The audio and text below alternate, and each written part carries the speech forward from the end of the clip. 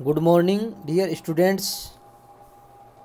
आप सभी का इस एजुकेशनल यूट्यूब चैनल पर हार्दिक स्वागत है। प्रिय विद्यार्थियों, पिछले वीडियो में हमने अलाउद्दीन खिलजी की उत्तर भारत की विजयों की चर्चा की थी और आज हम अलाउद्दीन खिलजी की दक्षिण भारत की विजयों की चर्चा करेंगे। अलाउद्दीन खिलजी एक साम्राज्यवादी शासक था और उसने सिकंदर द्वितीय की उपाधि धारण की थी और वो अधिकाधिक क्षेत्रों को अपने राज्य में सम्मिलित करना चाहता था और अपनी प्रतिष्ठा में वृद्धि करना चाहता था। तो इसी कड़ी के अंतर्गत उसने दक्षिण भारत की और अपना विजयी अभियान प्रारंभ किया। उस समय दक्षिण भारत में प्रमुख रूप से 4 राज्य थे। महाराष्ट्र में यादवों का देवगिरी राज्य था और देवगिरी उसकी राजधानी थी। उसके दक्षिण पूर्व में तेलंगाना का काकतीय राज्य था जिसका शासक प्रताप रुद्रदेव द्वितीय था तथा उसकी राजधानी वारंगल थी। और तीसरा राज्य होयसल राज्य था जिसका शासक वीर वल्लाल तृतीय था। उसकी राजधानी द्वार समुद्र थी। और सुदूर दक्षिण में पांड्य राज्य था जिसे माबर के नाम से भी जाना जाता था। तो इस प्रकार ये 4 राज्य थे। इन 4 राज्यों को अलाउद्दीन खिलजी पराजित करना चाहता था और उनसे कर लेना चाहता था। अब हमारे लिए आवश्यक हो जाता है कि अलाउद्दीन खिलजी ने दक्षिण भारत पर आक्रमण क्यों किया, क्या कारण थे जिसके कारण से उसने दक्षिण भारत पर आक्रमण किया। तो सर्वप्रथम तो वह एक साम्राज्यवादी शासक था और अपने साम्राज्य का अधिकाधिक विस्तार करना चाहता था। इसके साथ साथ दक्षिण भारत में अतुल धन संपदा थी, काफ़ी मात्रा में संपत्ति थी, उसको वह लूटना चाहता था। और दक्षिण भारत को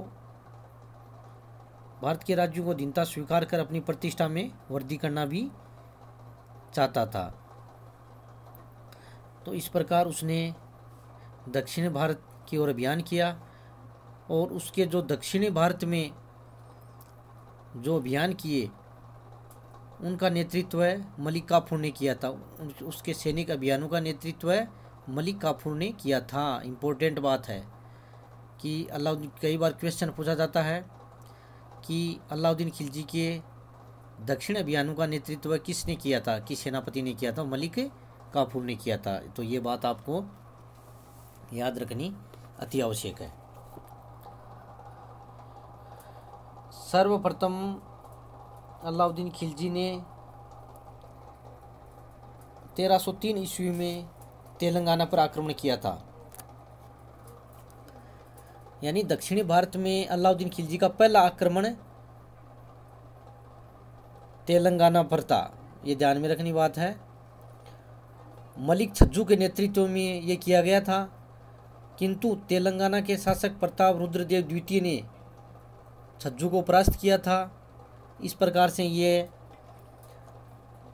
इस अभियान में अलाउद्दीन खिलजी विफल हुआ था। किंतु इसके पश्चात जो अभियान किए उनमें सर्वप्रथम देवगिरी का राज्य था, वहाँ का शासक रामचंद्र देव था।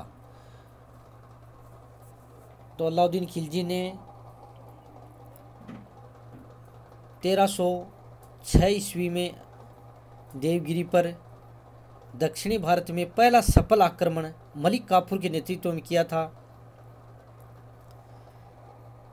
और देवगिरी के शासक रामचंद्र देव ने अलाउद्दीन खिलजी को एलिचपुर प्रांत की जो आय है वो भेजने का वचन दिया था। तो इस प्रकार अलाउद्दीन खिलजी ने राजा रामचंद्र देव को पराजित किया था। परंतु इसके पश्चात 1313 ईस्वी में पुनः देवगिरी पर आक्रमण किया था और उस समय वहाँ का शासक रामचंद्र देव का पुत्र शंकरदेव था और उसमें भी उसने शंकरदेव को पराजित किया था। शंकरदेव को पराजित किया था और शंकरदेव को मलिक काफूर ने मार भी दिया था। और उस समय 1313 ईस्वी में देवगिरी के अधिकांश भाग को दिल्ली राज्य में शामिल कर लिया था।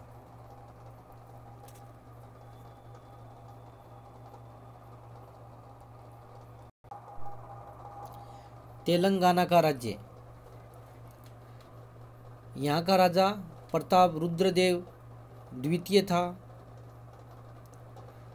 सर्वप्रथम तो पहले आपको बता दिया था 1303 ईस्वी में तेलंगाना पर अलाउद्दीन खिलजी ने आक्रमण किया था, जो कि असफल रहा था। इसके पश्चात 1308 ईस्वी में अलाउद्दीन खिलजी ने पुनः तेलंगाना पर आक्रमण किया और मलिक काफूर ने वहाँ के राजा प्रताप रुद्रदेव द्वितीय को पराजित किया। प्रताप रुद्रदेव ने अलाउद्दीन खिलजी को हाथी, घोड़े और काफ़ी मात्रा में धन संपदा प्रदान की और वार्षिक कर देना भी स्वीकार किया। इसके पश्चात अलाउद्दीन खिलजी ने होयसल राज्य पर आक्रमण किया। वहाँ का शासक वीर बल्लाल तृतीय था। 1310 ईस्वी में मलिक काफूर ने होयसल राज्य पर आक्रमण किया। वह वीर बल्लाल तृतीय ने अलाउद्दीन की दीनता स्वीकार कर ली और काफ़ी मात्रा में मलिक काफूर को धन भी दिया। इस प्रकार अलाउद्दीन खिलजी का विजय अभियान जारी रहा। इसके बाद में अलाउद्दीन खिलजी ने मदुरा के पांड्य राज्य पर आक्रमण किया। 1311 ईस्वी में अलाउद्दीन खिलजी ने पांड्य राज्य पर आक्रमण किया। यहाँ दो भाइयों वीर पांडे व सुंदर पांडे के बीच झगड़ा चल रहा था। सुंदर पांडे ने वीर पांडे के विरुद्ध अलाउद्दीन से मदद मांगी तो मलिक काफूर ने पांड्य राज्य पर आक्रमण किया और वहाँ के मंदिरों को भी खूब लूटा, काफ़ी मात्रा में धन संपदा प्राप्त की। परंतु वीर पांडे को वो पकड़ नहीं सके और वीर पांडे को हरा भी नहीं सके। ये महत्वपूर्ण है कि दक्षिण के राज्यों में जो पांड्य राज्य था उसको अलाउद्दीन खिलजी पराजित नहीं कर सका और पांड्य राज्य ने अलाउद्दीन की दीनता को भी स्वीकार नहीं किया। परंतु यहाँ से काफ़ी मात्रा में धन संपदा जरूर मलिक काफूर ने प्राप्त की थी। तो ये ध्यान में रखना आपको कि पांड्य राजाओं ने न तो अलाउद्दीन की दीनता स्वीकार की व न ही कर दिया और एक तरीके से मदुरा के पांड्य राज्य पर जो सैनिक अभियान किया गया वो राजनीतिक दृष्टि से असफल रहा था। इस प्रकार अलाउद्दीन खिलजी ने दक्षिण भारत का विजय अभियान किया था। अब हम इस नीति की समीक्षा करते हैं कि अलाउद्दीन की दक्षिण जो नीति थी वो सफल रही या असफल रही। तो अलाउद्दीन की दक्षिण नीति सफल थी। उस नीति के प्रमुख उद्देश्य जो थे वो पूरे हो गए थे, यानी दक्षिण के अधिकांश राज्यों को उसने अपनी दीनता स्वीकार कराई और उनसे कर भी लिया था।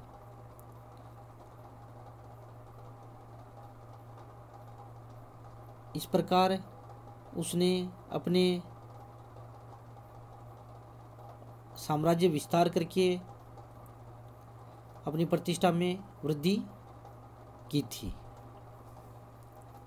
और दक्षिण भारत से उसने काफ़ी मात्रा में धन संपदा भी प्राप्त की थी, जिससे उसके अभियानों में सहायता मिली थी। प्रिय विद्यार्थियों, वीडियो सुनने के बाद आप PDF नोट्स भी